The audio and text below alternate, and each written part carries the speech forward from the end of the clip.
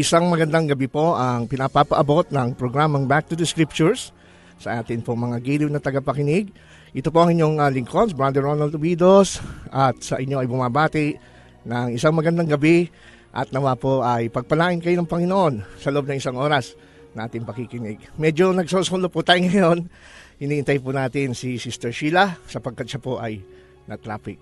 Sa gabing ito ay napakaganda po ng ating pag-uusapan. Ito ay isang mahalagang topic na madalas pinagtatalunan at hanggang ngayon po ay talagang issue sa pananampalataya sapagkat ito po ay tungkol sa pagka-Diyos.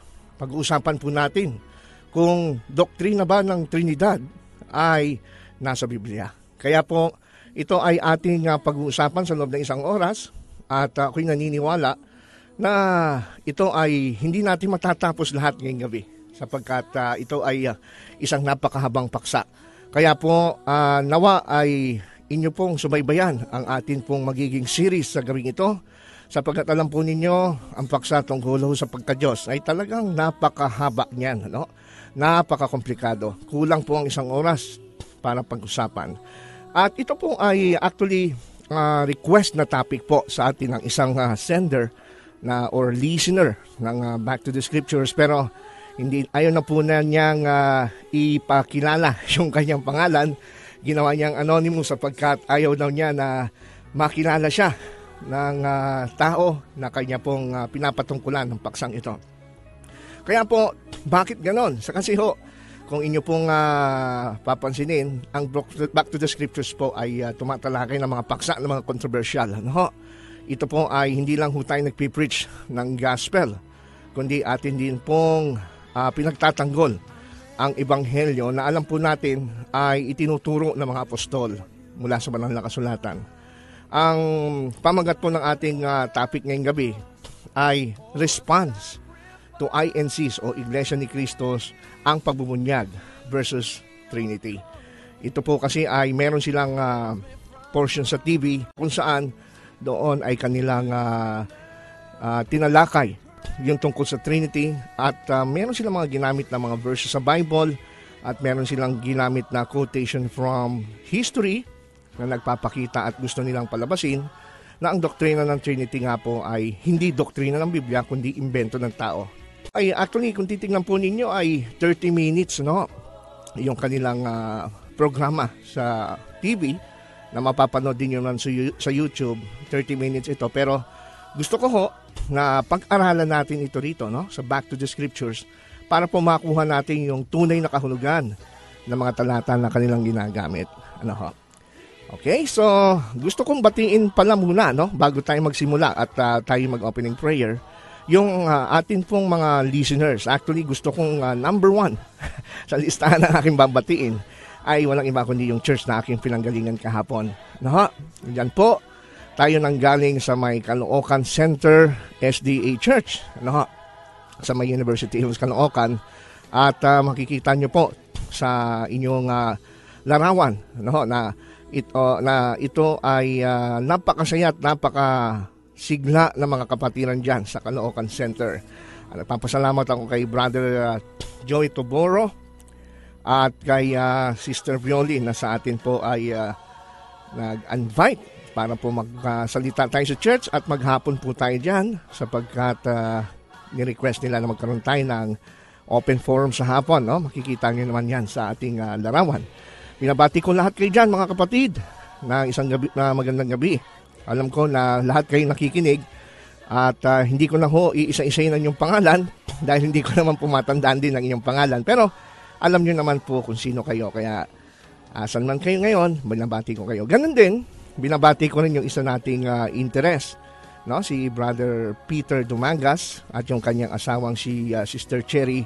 Nakikinig sila ngayon sa atin pong programang Back to the Scriptures at sana po ay ipagpatuloy mo ang iyong pag-aaral. Si Peter ay isa ho siyang Iglesia ni Cristo, no? Nabautismohan po siyang Iglesia ni Cristo, pero siya po ay patuloy na nakikipag-aral sa atin ngayon sa pamamagitan po ng Back to the Scriptures. Okay? Kaya bago tayo magpasimula mga kapatid, ay tayo po muna ay mananalangin. Dakila namin Diyos na makapangyarihan sa lahat. Sa gabing ito, ako'y lumalapit sa inyo na nawa ay samahan kami sa loob ng isang oras na pag-aaral ng inyong salita. Lord, tulungan niyo po ang bawat isa sa amin, lalo na ang aming mga interes, mga tagapakinig na maunawaan ang mensaheng pag-aaralan namin sapagkat napakaselan. Lahat ng ito, Lord, aming dinadalangin, nilalapit sa inyo sa matamis na pangalan ng iyong anak na si Kristo Jesus. Amen. Kung kayo po ay meron ding katanungan, halimbawa po ay nais nyo mag-participate sa atin pong paksa ngayon, ay pwede naman ho. Pwede naman ho kayong tumawag. Sa linya ng ating telepono, no? 631-2647 at 631-2646. Ulitin ko po, 631-2647 at 631-2646. At pwede rin ho naman kayong mag-text po sa akin. Kung halimbawa naman ay meron kayong question sa Bible at hindi araw ng linggo, gusto niyo magtanong, just text me sa 0923-424-7330. Ulitin ko po, 0923-424-7330. Ano ha? At kung gusto niyo naman po makita yung ating pong Facebook account, punta lang ho kayo sa ating Facebook, no? Sa Back to the Scriptures, hanapin niyo po sa Facebook. Meron po tayong page account. Meron din tayong Facebook account na personal sa Facebook. Gusto niyo rin po akong i-add sa Facebook, i-add niyo lang po ang inyong lingkod, Ronald V. Obidos. Para sa ganon ay makapagpatuloy tayong magkapag-usap tungkol sa inyong mga katanungan sa Biblia. Welcome naman po kayo. As much as possible ay akin pong sisikapin na mapag-unlakan ng inyong mga katanungan. Pasensya na rin po kung hindi ko nasasagot lahat ng inyong mga tanong agad-agad. Ano? Kasi po, siyempre, sa dami ng mga tanong araw-araw na dumadating, ay hindi ko po talaga ito maiisa-isang sagutin lahat sa araw na iyon. Pero nagpapasalamat ako sa inyo mga kapatid, mga kaibigan. Lalo na din po sa ating mga sponsors na wala hong sawa na sa atin ay patuloy na nagpapadala ng kanilang mga tulong. Alam po ninyo, hindi ho magsusurvive ang aming programa kung wala ho kayo. Ano? Sana po hindi dumating yung panahon na hindi nyo na kami maririnig sa ere dahil wala na kami pong pabayad. Kaya po, salamat sa inyo. No? Ang ating naman mga sponsors ay hindi naman ho talaga lahat regular yan. No? Merong iba, isang beses nagbibigay. So, yung iba naman ay dinadaan sa panalangin. Pagka halimbawa kagaya ngayon, meron ho tayong 2 linggo na hindi nabayaran sa programang ito. Ang Panginoon ay bahala na mag-provide sa kanya pong programa. Ngayon, ito po ang ating pag-uusapan. Napakahalaga. Ito pong ating topic ay response or sagot natin sa programa ng Iglesia ni Cristo na ang kung tawagin po nila ay ang pagbubunyag. No? Ang doktrina ba ng Trinidad ay nasa Biblia? Yan po ang paksa na yon sa kanila pong pagbubunyag. Ngayon po, iisa-isahin ho natin yung mga arguments at mga talata sa Biblia na kanilang ginagamit. Hindi ho para sila ay batikusin as a person, kundi upang pag-aralan ho nating maigi yung kanilang mga sinasabi at ginagamit ng talata. Sapagkat napatunay na po natin sa mga nakaraang mga panahon, yung mga doktrina na kanilang inalalahad doon sa kanilang programang ang pagbubunyag. Kagaya for example, last year, ay meron silang programa na kanila pong tinalakay ang tungkol sa Sabat at yung tungkol sa pagkain, na kung saan gumamit sila ng mga talata upang patunayan na hindi na daw kailangan ng Sabat at ang pagkain or dietary laws na utos sa Biblia ay hindi na daw applicable sa Christians. So, ang inyo pong lingkod sa pamamagitan ng programang Back to the Scriptures ay kinulos po ang aking puso ng banal na Espiritu sapagkat nung napanood ko po ang programang ito, yung kanilang pagsagot noon ay talagang hindi ho mapigilan ng aking damdamin na hindi ho sumagot doon sa kanilang mga maling interpretasyon sa Biblia. Ano ho? At blessing naman po mga kaibigan, nung matapos namin ito'y talakayin, ano ho? At na-upload sa YouTube, ay napakarami hong nabuksan ng isip. At nakita nila na ang tama palang paggamit ng Biblia ay hindi yung tinatawag na proof texting, kukuha ka ng isang talata, no? Bubunutin mo sa Biblia, tapos interpret mo sa sarili mong interpretasyon, pagkatapos isasara mo na yung Biblia mo, tapos na. Hindi po pala ganon, kundi lahat ng talata na ating ginagamit, dapat po, i-consider natin yung tinatawag na context. Ano ho?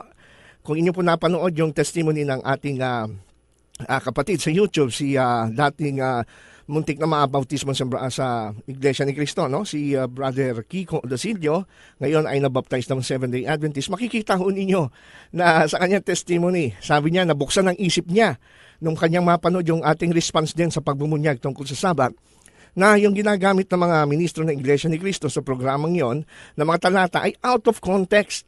No, na pagka binasa pala ang kabuuan talata, hindi pala yun ang interpretasyon, kagaya ng gusto nilang palamasin. Kaya ganun din po ang gagawin natin sa atin pong pag-uusapan ngayon, lalo na po sa napakakomplikadong paksang ito ng doktrina ng Trinity.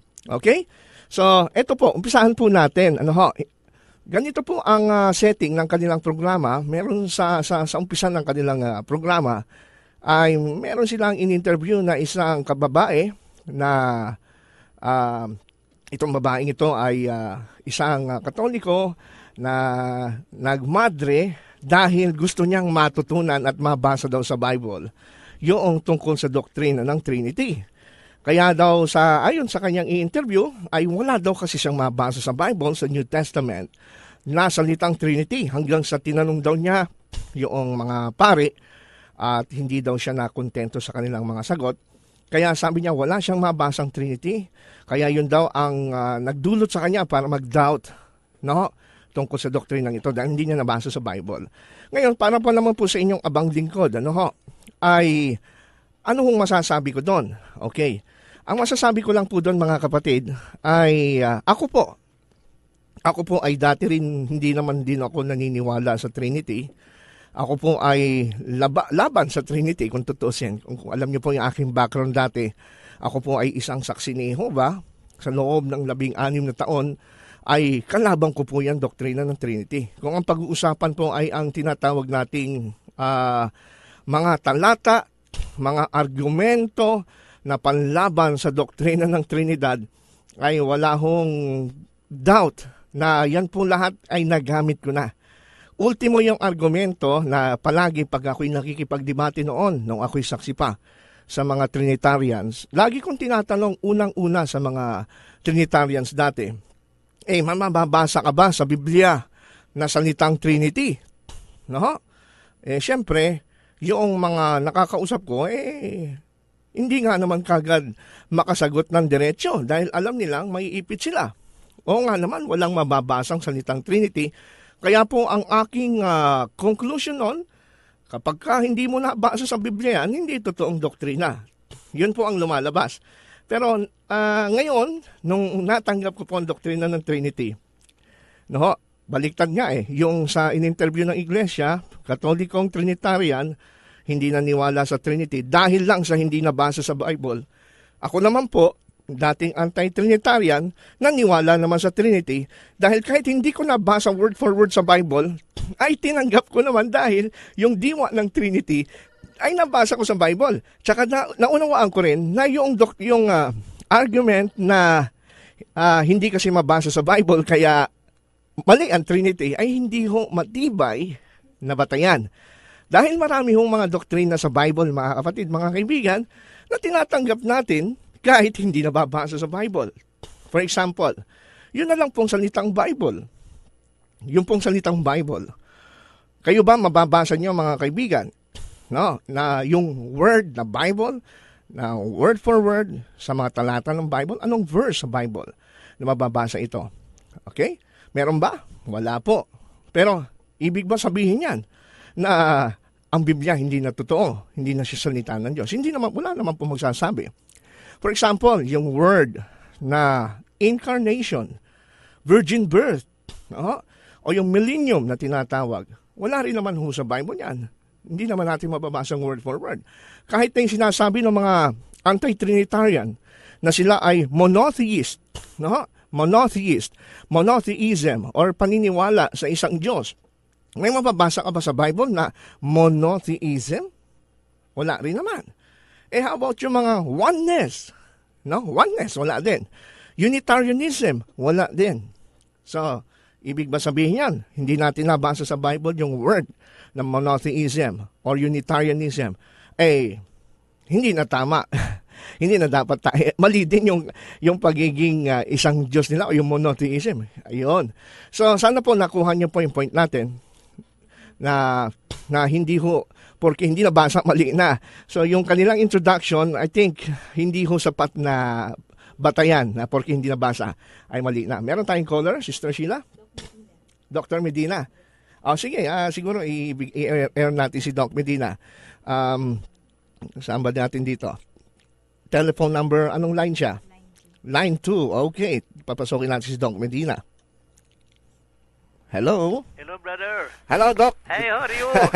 Good evening. Alam mo, napakaganda ng tema natin. Oo. Yan ang gustong-gusto kong paboritong tema. Ay, talaga. Mangyari, lahat naman ng Kristiyano, monotheistic eh. Hindi ba lahat tayo isang Diyos?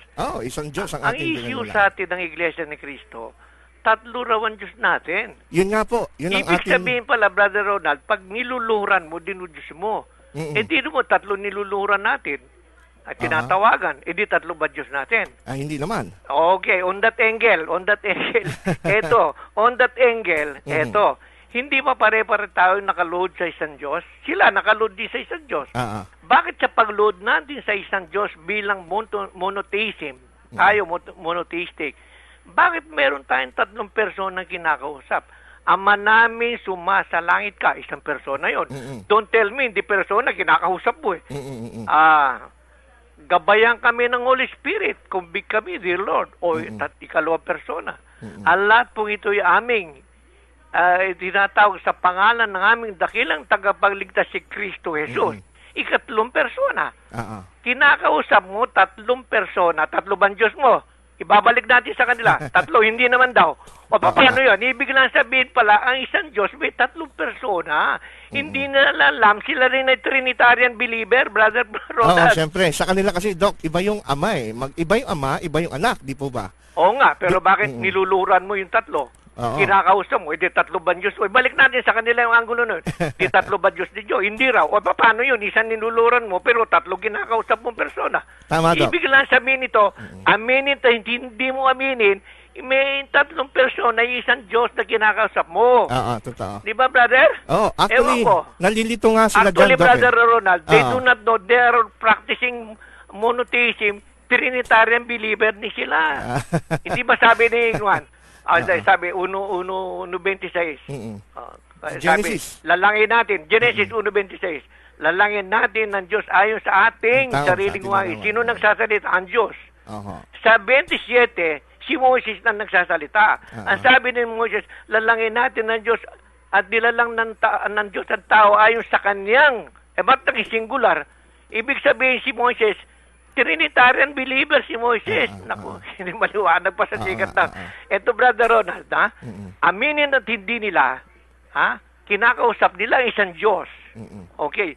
Pero sa pag-uusap nila, nakalood sila sa isang Diyos, sinasamba natin ng isang Diyos. Bakit tatlong persona kinakausap natin sa isang Diyos na yan? Tatlo man Diyos? Hindi, isa lang. Di maliwanag sa sikat ng araw. May tatlong persona, isang Diyos na to. Di ba, brother? Ayun lang na i-share ko. Salamat, Doc. Makikinig ako ulit. Sige, thank you po, Doc. Tawag lang po kayo pagka, Salamat po. Yan po si Dr. Medina. Maganda yung sinabi ni Doc, at sana po ay makatulong din yan sa ating mga tagapakinig ngayon sa gabing ito at makita nila yung logic. So, itutuloy natin yung ating pinag-uusapan. Ang pangalawang point na gusto ko rin na bigyan pansin yung sa kanilang programa is maganda naman sapagkat sa umpisa pa lang ay nilinaw na nila at dinefine nila yung definition o yung kahulugan ng Trinity batay sa tinatawag na sinipin nilang aklat Katoliko. Hindi nila sinabi kung anong particular na aklat ito ng Katoliko, kundi meron lamang silang binasa na tanong at sagot na ang sabi ay ganito. Ano ang paliwanag sa Trinidad ng mga nagtataguyod ng paniniwalang ito? Sa isang aklat ng Iglesia Katolika ay mababasa ang kanilang paliwanag ukol sa Trinidad na ganito. Tanong, ilan ang Diyos? Sagot, isa lamang. At ang persona niya ay ilan kaya? 3. Turan mo kung alin-alin. Ama, Anak, at Espiritu Santo. Ang Ama ay Diyos? Oo, Diyos nga. Ang Anak baga ay Diyos? Oo, Diyos din. Ang Espiritu Santo ay Diyos? Oo, Diyos din naman. At ibabaga ang pagka-Diyos ng Ama sa pagka-Diyos ng Anak o ng Espiritu Santo? Dili, kundi iisa rin ang pagka-Diyos nila. Kaya silang tatlong personas ay iisang Diyos. Dito sa kanilang sinipi na katekismong Katoliko, malamang ito'y luma na kasi medyo Kastila pa ang pagkakagamit at mga spelling, ay wala ako nakitang mali at napakaliwanag sa definition na ito na ang definition ng Trinitarians at mga naniniwala sa Trinity, kapag ang tanong ay ilan ang Diyos, ay isa lang naman po ang sagot ng mga Trinitarians. Hindi ho sinasagot ng mga Trinitarians na tatlo ang Diyos. No? Wala hong Trinitarians. Pagka meron kayong na-encounter na ang sagot nila, tatlo ang Diyos, hindi ho Trinitarians yun. No? Ang tawag po doon mga tritheism, mga tritheist. No? Yung mga Mormons, they accept that there are three gods. No? Samantalang dito sa definition na kanilang sinipi sa kanilang programa, napakalinaw din naman na yung isang Diyos na yon, isa lang talaga. At kung mapapansin nyo, doon sa pangalawang tanong, ilang persona sila? Doon ngayon, ang sagot ay tatlo. Ngayon, mapapansin natin na niliwanag dito mismo sa katekismong Katoliko. At ako mismo, kahit hindi ako Katoliko, since ako'y Trinitarian at itong ating mga kaibigan Katoliko ay Trinitarians, nag-a-agree ako dito sa definition na pinalabas nila sa TV. At gusto kong idiin na dito maliwanag na sana ay kung ininawa lamang ito ng mga ministro ng Iglesia ni Cristo, hindi na sana sila magkakamali kagaya na ipapakita natin mamaya. Kasi Sister Sheila, napakaliwanag. Ang tanong, ilan ng Diyos? Isa. Hindi sinabing tatlo. Sa pangalawang tanong, ilang persona ang Diyos? Tatlo. So, ang tatlo doon, hindi yung Diyos, kundi yung persona. Okay. So, kaya nga, doon sa bandang huling tanong, kung mapapansin nyo, mga kaibigan, ang tanong iba pa ba yung pagka-Diyos ng Ama? Iba pa ba yung pagka-Diyos ng Ama, Anak, at Espiritu Santo? Ang sagot sa tanong na yon ay dili. Ibig sabihin, hindi.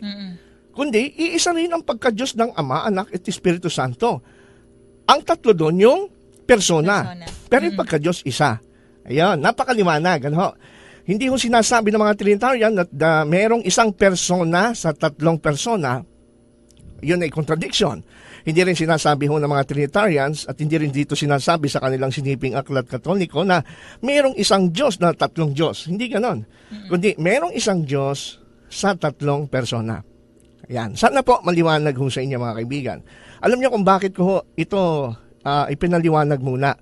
Kasi po, dun sa unang tanong na tanong ng ministro, ng isa sa mga ministro dun sa programang Ang Pagbubunyag, ang tanong niya Kapatid na Vic, tama kaya ang paniniwalang yan? Tama po ba sinasabi nila na bukod sa Ama ay meron pa siyang kapersona? Bukod sa Kanya ay meron pang ibang Diyos? Sasagutin po tayo ng ating Panginoon Diyos mismo sa kanyang pahayag sa pamamagitan po ng propetang si Isaias. Dito po sa Isaias 45:21, kayo'y mangagpahayag at mangagpasapit, oo, magsanggunian silang magkakasama. Sinong nagpakilala nito mula ng mga unang panahon? Sinong nagpahayag niya unang-una? Hindi baga ang Panginoon at walang Diyos liban sa akin. Isang ganap na Diyos at tagapagligtas, walang iba liban sa akin. Napansin sana ng ating mga taga-subaybay na ang Panginoon Diyos mismo ang may pahayag na walang Diyos maliban sa Kanya. Kapatid na Edgar, pagka ginamit po yung salitang maliban o liban, wala na pong iba. Kapatid na Vic, ano pang katunayan na ang tunay na Diyos sa Biblia talagang walang kapersona? Dito pa rin po sa Isaias, dito naman sa 46 ang talatay 9, inyong alalahanin ng mga dating bagay ng una, sapagkat ako'y Diyos at walang iba liban sa akin. Ako'y Diyos at walang gaya ko. Dito po ay malinaw ang pahayag ng Panginoon Diyos. Ang sabi niya, ako'y Diyos at walang gaya ko. Hindi po sinabi ng Panginoon Diyos na walang gaya namin. Sa wakatid, ang Ama na siyang tunay na Diyos ay wala pong kagaya, walang katulad. Hindi pwedeng magkaroon ng iba pang Diyos bukod sa Kanya. Anong tanong niya? Kumbaga ang tanong Tama ba yung pagkaka-define ng Trinitarians na bukod sa Ama ay meron pang kapersona o ibang persona o ibang Diyos?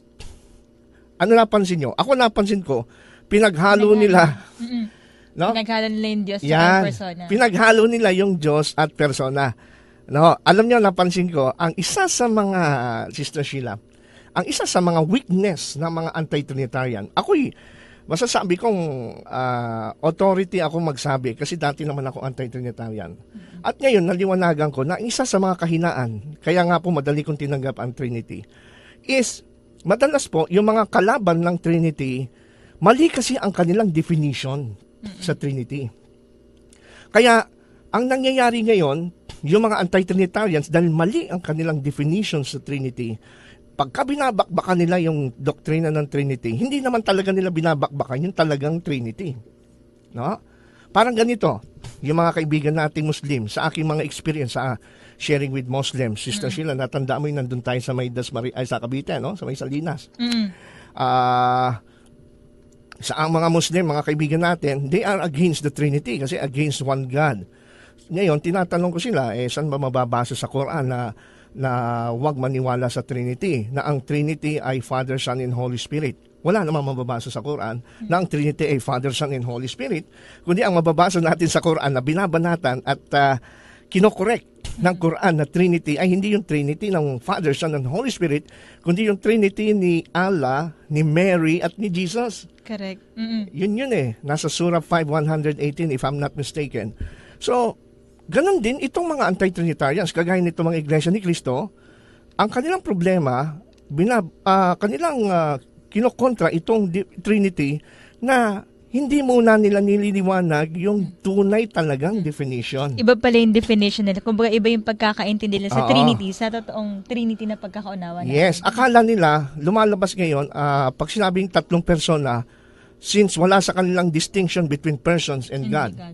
Kaya pag sinabing tatlong persona, tatlong Diyos, kaya nga yung tanong ng ministro, Kapatid na Vic, tama kaya ang paniniwalang yan? Tama po ba sinasabi nila na bukod sa Ama ay meron pa siyang kapersona? Bukod sa Kanya ay meron pang ibang Diyos. Na bukod sa Ama ay meron pa siyang kapersona. Bukod sa Kanya ay meron pang ibang Diyos. Na bukod sa Ama ay meron pa siyang kapersona. Bukod sa Kanya ay meron pang ibang Diyos. hindi naman issue yung ibang Diyos Kasi understood po sa definition ng Trinity, walang ibang Diyos kasi isa nga Napakaliwanag ho ng definition ng Aklat Katoliko na kanilang sinipi. At ang maganda nito, Sister Sheila, sinipi nila ito. Pag-aralan natin yung mga verse na sinipi nila. No? So, dito pa lang makikita nyo, iba. No? May problema sa definition of terms. Hindi maliwanag sa mga kapatid nating ministro ng Iglesia ni Cristo yung pagkakaiba ng word na persona at pagka-Diyos. Tapos binasa nila Isaiah 45:21, Sister Sheila. Dito po sa Isaiah 45:21, kayo'y mangagpahayag at mangagpasapit, oo, magsanggunian silang magkakasama. Sinong nagpakilala nito mula ng mga unang panahon? Sinong nagpahayag niya unang-una? Hindi baga ang Panginoon at walang Diyos liban sa akin. Isang ganap na Diyos at tagapagligtas, walang iba liban sa akin. Napansin sana ng ating mga taga-subaybay na ang Panginoon Diyos mismo ang may pahayag na walang Diyos maliban sa Kanya. Kapatid na Edgar, pagka ginamit po yung salitang maliban o liban, wala na pong iba. Ayun, ang binasa nilang talatang unang-una na gusto nilang palabasin na maliwanag. Ika, dito sa Isaiah 45:21, wala nang ibang Diyos sa akin.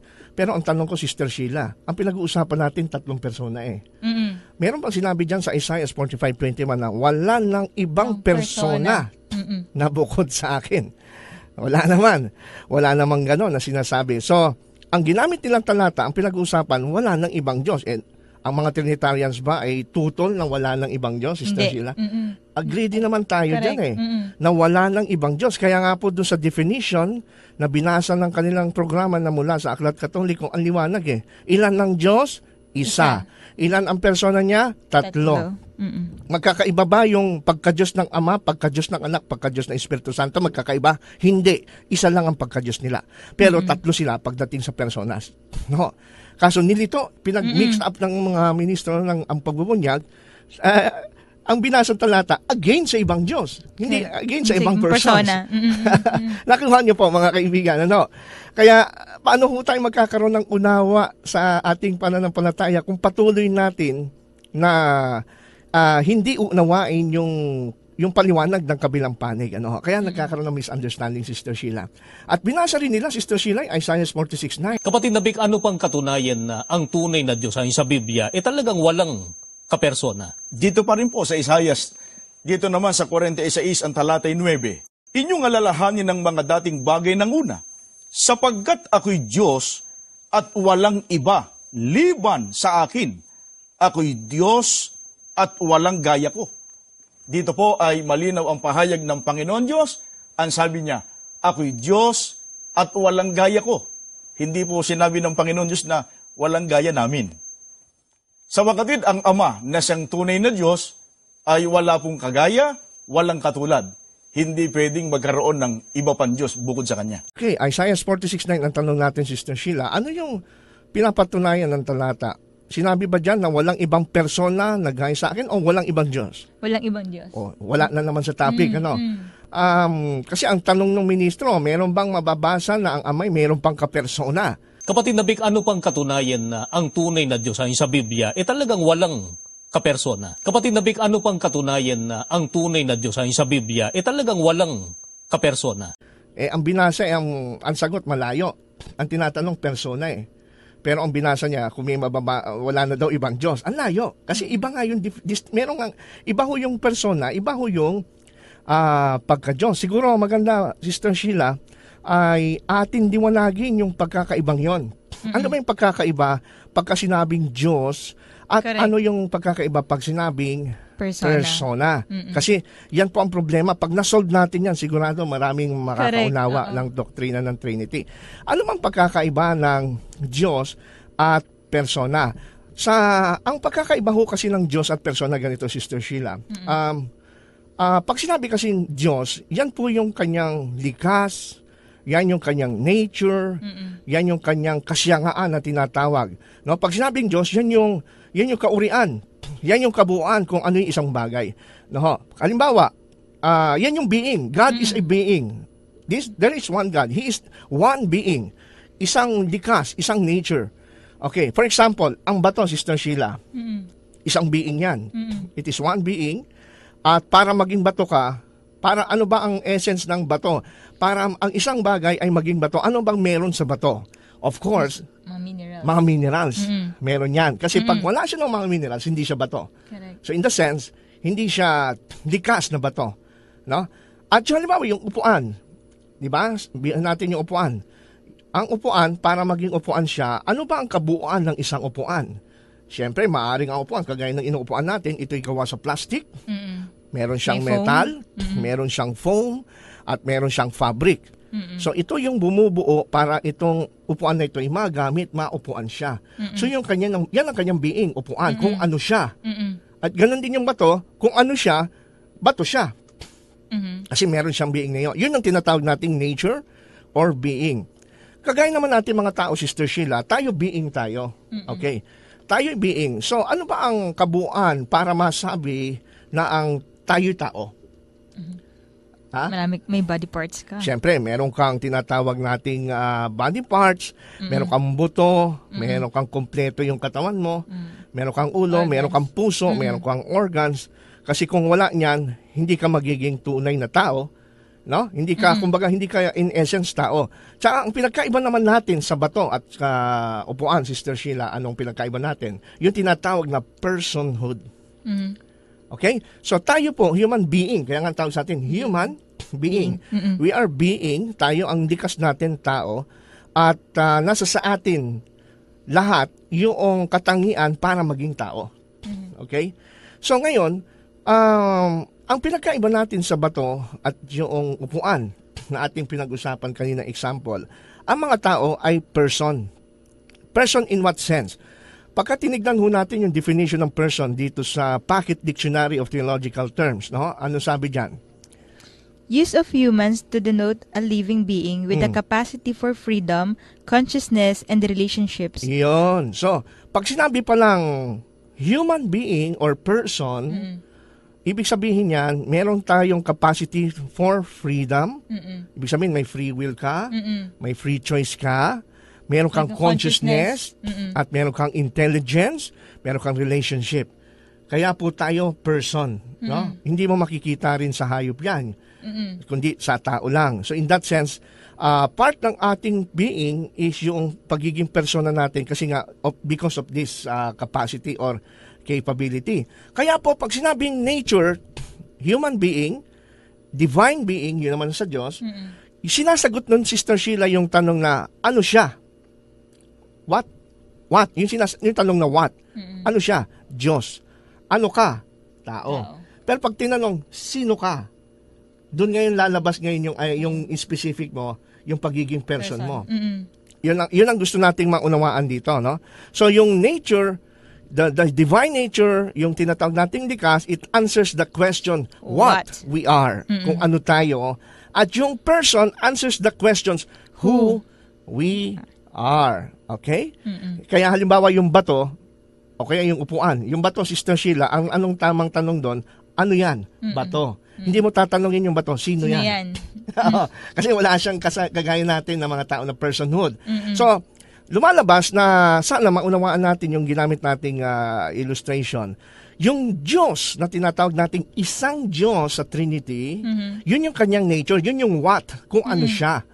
Kaya merong one what at three who. Tatlong persona. Okay? So, sana maunawaan nyo. Wag nating ipaghalo kasi yung pagka-Diyos at pagka-persona. Kaya yung tanong ho ng ministro ng Iglesia ni Cristo na may mababasa ba sa Biblia na ang Ama ay may kapersona o Diyos, dinagdagan niya ng o Diyos pinagsama niya, pinag-identify niya yung persona at Diyos. Kaya tuloy, yung binasa nung kasama niyang ministro, Isaias, wala nang ibang Diyos. Iba namang pinag-usapan, pagka-Diyos, wala namang tutol doon. Kaya ito nga ang problema, Sister Sheila Kaya nga, talagang hahabaan natin to sa kanilang programa, 30 minutes. Pero ito, gagawin natin part 3 parts. Pero ima yan. Ididetalye natin kasi marami hong mga taong naliliwanagan sa ginagawa natin, Sister Sheila. No? For example, kita nyo, sabi nila, wala nang ibang Diyos. Kaya si Kristo, hindi Diyos. Ang Ama lang ang Diyos. Pero pagka binasa nyo, mga kaibigan, ang Isaiah 45:21, tignan nyo ha, sabi ron, kayo'y mangagpahayag at mangagpasapit. Oo, mangagsanggunian silang nagkakaisa. Sinong nagpapakilala nito mula ng unang panahon? At sinong nagpapahayag nyo ng una? Hindi ba ang Panginoon at walang Diyos liban sa akin? Etong hindi nila naidin, yung sunod.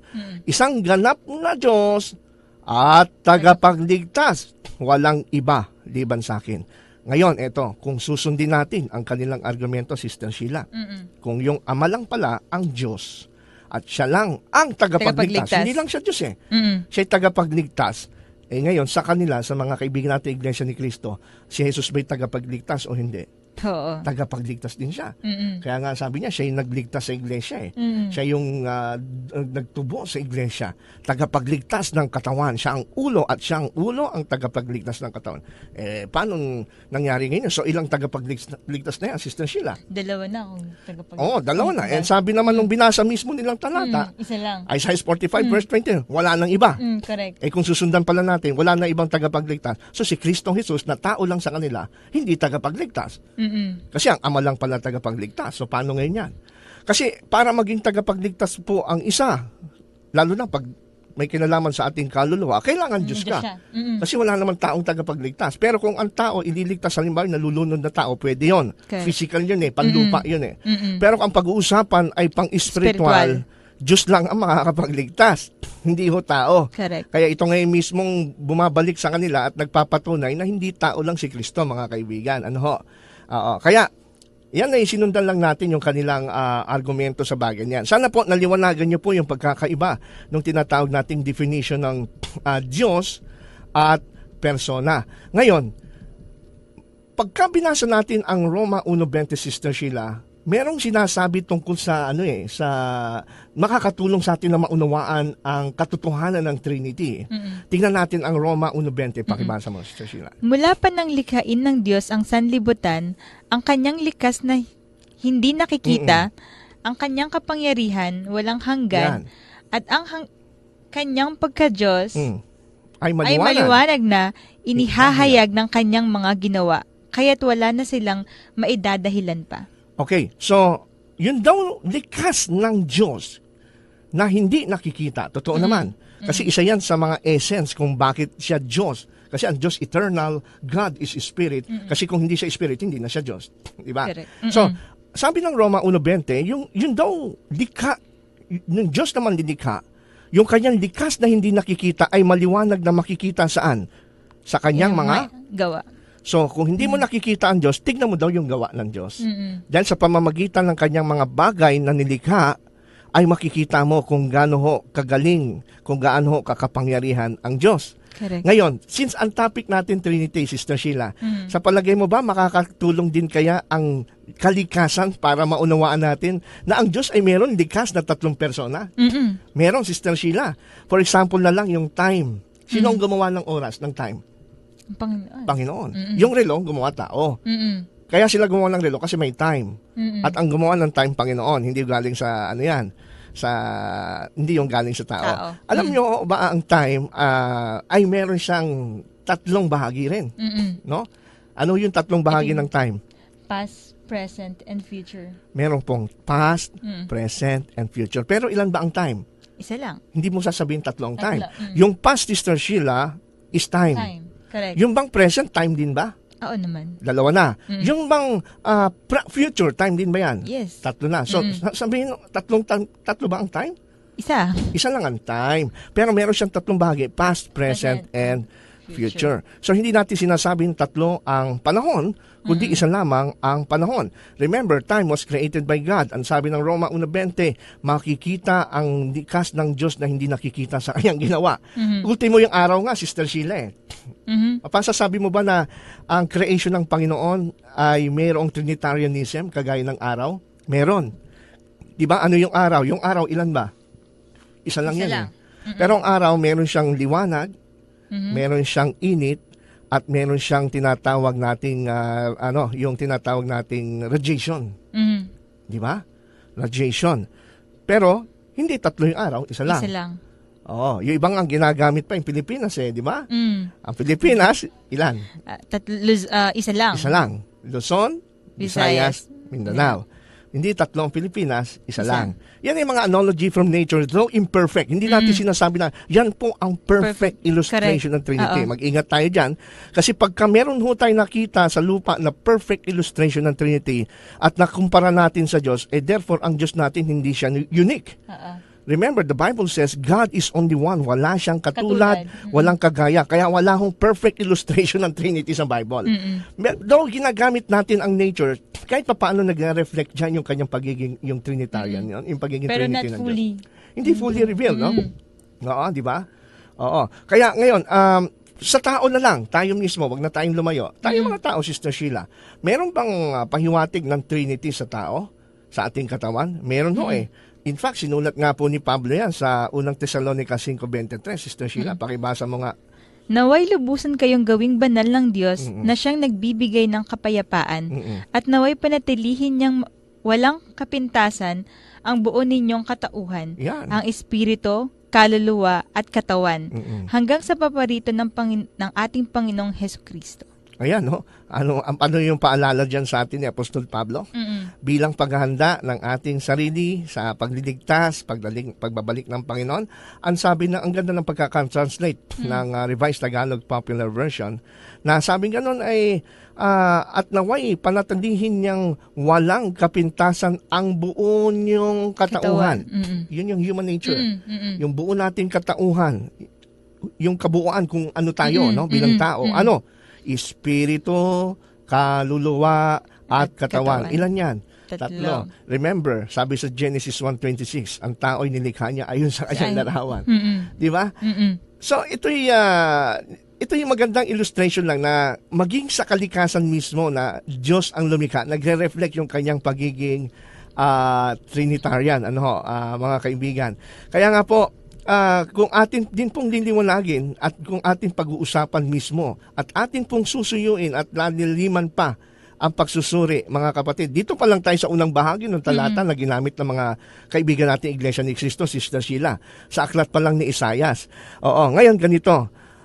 Bakit doon sa mga binigay nilang talata, sa Isaiah 45:21, Isaiah 46 verse 9, tama naman, di naman tayo tutol doon, Sister Sheila, na sinasabi ng talata na wala nang ibang Diyos liban sa akin. Ako'y fully agree with that as a Trinitarian.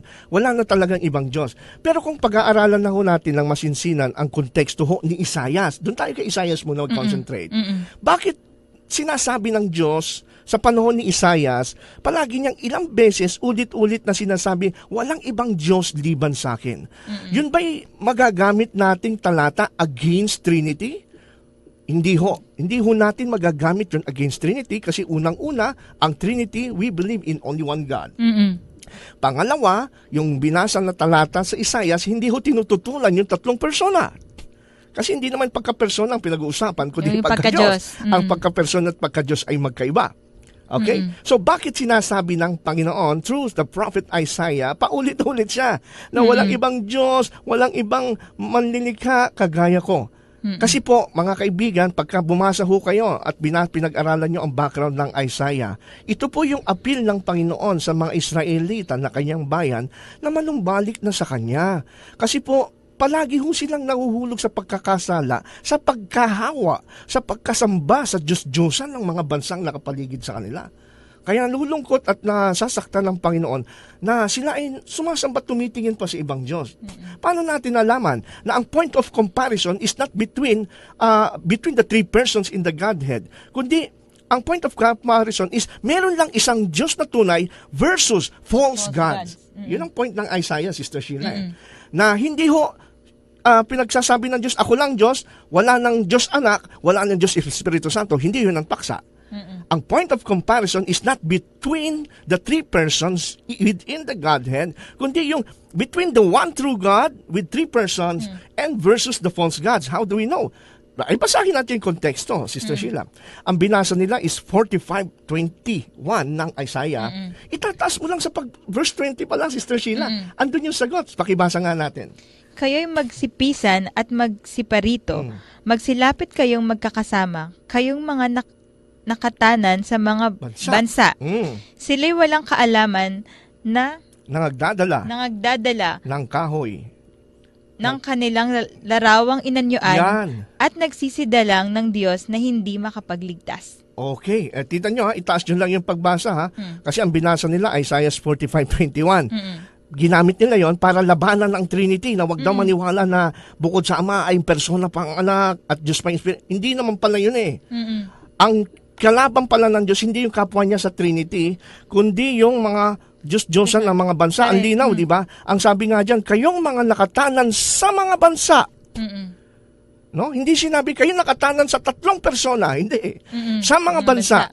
Sila'y walang kaalaman na nangagdadala ng kahoy ng kanilang larawang inanyuan at nagsisidalangin sa Diyos na hindi nakapagliligtas. So, ang point of comparison ho ba na nung sabihin ni Isaias, walang ibang Diyos liban sa akin, is therefore, walang Diyos anak, wala ng Diyos Espiritu Santo. Hindi ho pala yun, no?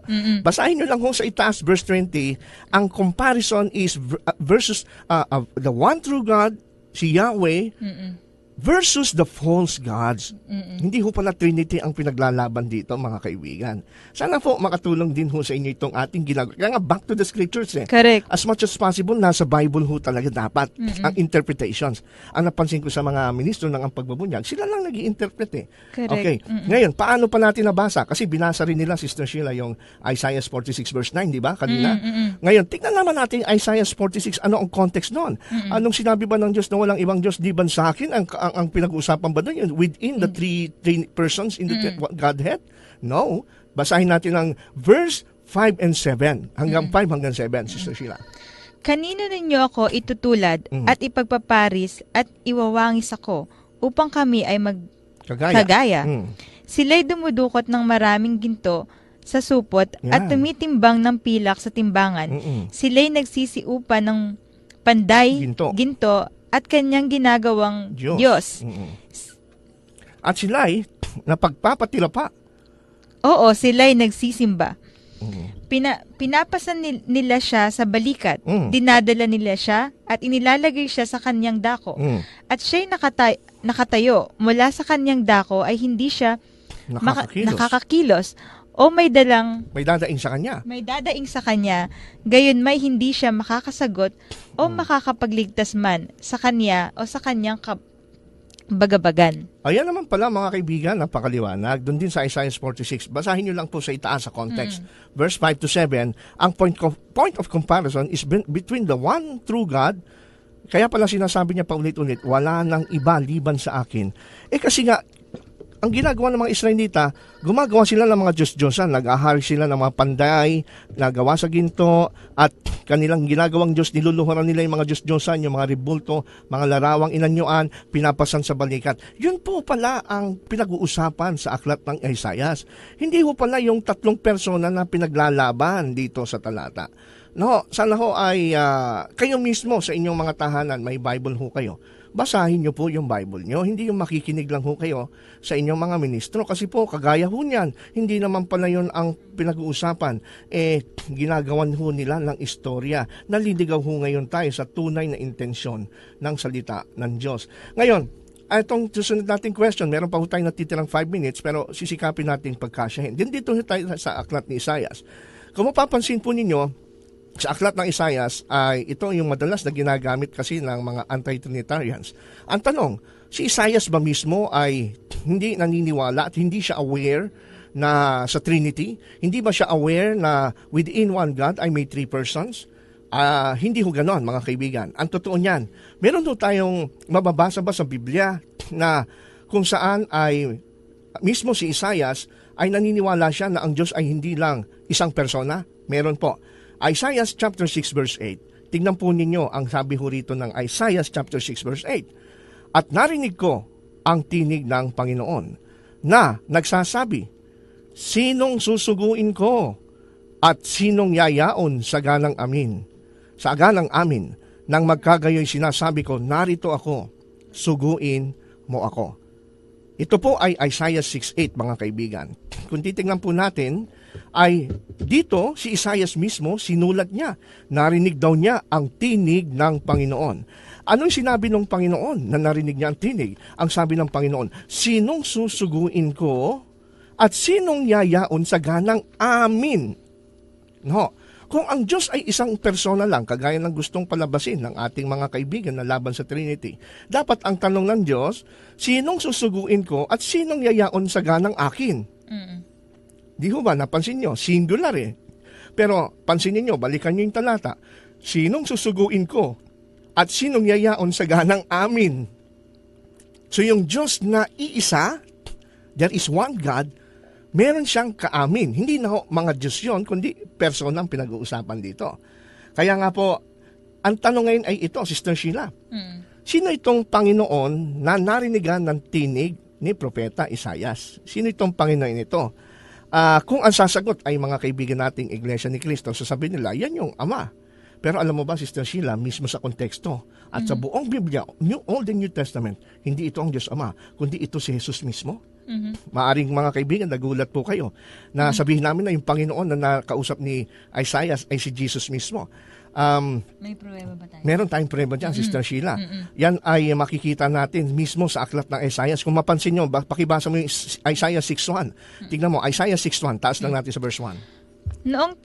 Noong taong mamatay ang Haring Uzias, ay nakita ko ang Panginoon na nakaupo sa isang luklukan, matayog at mataas, at pinuno ang templo ng kanyang kalulahatian. Sa verse 3. At nagsisigaw ang isa't isa at nagsasabi, banal, banal, banal ang Panginoon. Yan. Ng mga hukbo, ang buong lupa ay napuno ng kanyang kalwalhatian. Nakita ni Isaias yung Panginoon. Doon sa verse 8, narinig niya yung tinig. Sa verse 1, nakita niya ang Panginoon. Yung kanyang kalwalhatian, nakita rin ni Isaias yung kalwalhatian ng Panginoon. Napuno ang templo, napuno ang lupa. Kaya ang tanong natin na gustong isolve, sino itong Panginoon na ito, Sister Sheila? Samantalang sabi ni Jesus sa John chapter 5 verse 37, hindi ito yung Ama. Dahil ang sabi ni Jesus, ang Ama na nagsugo sa akin, siya nagpatotoo tungkol sa akin, kailanmay hindi ninyo narinig ang tinig niya, ni hindi nyo nakita ang kanyang anyo. So, sino yung Diyos na nakita ni Isaias at narinig niyang tinig? Hindi pala yung ama yun. Sa Iglesia ni Cristo, ama yun eh. Alam niyo, si Jesus na rin ang sumagot, Sister Sheila. Nandito yan sa Apostle John. Sa John chapter 12, verse 39. Pakibasa mo muna. Hindi nga sila makapaniwala sapagkat tulad ng sinabi ni Isaias. Si Isaias. Okay, kinote si Isaias. Kinote niya si Isaias. Actually, ang kinote niya dyan, Isaiah 6. Ngayon, eto, nasa verse 41, kung sino yung kausap at nakita ni Isaias. Binulag ng Diyos. Sa 41. 40. Sinabi ito ni Isaias sapagkat nakita niya ang kalwalhatian ni Jesus at nagpahayag siya tungkol kay Jesus. Nakita niya ang kalwalhatian ng Diyos at nagpahayag siya tungkol kay Jesus. So therefore, si Isaias mismo na ginagamit ng mga ministro ng Iglesia ni Cristo ay hindi pala against sa Trinity. Kasi hindi pala yung ama yung nakakausap at narinig ni Isaias, kundi ang nakita niya, si Jesus mismo. Ayon mismo sa talata ng Biblia. Kaya mga kaibigan, itutuloy ho natin ito sa susunod. Alam kong nabitin ho kayo. Nabitin din ako doon, Brother Ronald. Itutuloy natin to. Mahaba ito mga kaibigan. Kaya nga sabi ko sa inyo, detalyado po magtalakay ang Back to the Scriptures. Kaya palagi niyo kami subaybayan. So bago tayo magtapos, tayo po muna ay manalangin sa maikli. Dakilang Diyos na makapangyarihan sa lahat. Marami pong salamat sa gabing ito. Kahit papano'y nakapag-serve po kami, nawa ay naluwalhati ang inyong pangalan. Yes, tulungan niyo po ang aming mga tagapakinig. Ma-bless po niyo sila sa kanilang unawang katotohanan. Ito pong lahat aming dalangin sa pangalan ni Jesus. Muli ang Back to the Scriptures ay nagpapasalamat sa inyo sa gabing ito. Nawa ay samahan kami sa susunod na linggo. At puntahan nyo lang po sa YouTube yung aming mga videos, Back to the Scriptures channel. At sa ganon ay mabless po kayo. Ito po ang inyong lingkod, Brother Ronald Obidos. Sister Sheila Torrio po. Bumabati ng isang magandang gabi. God bless you all.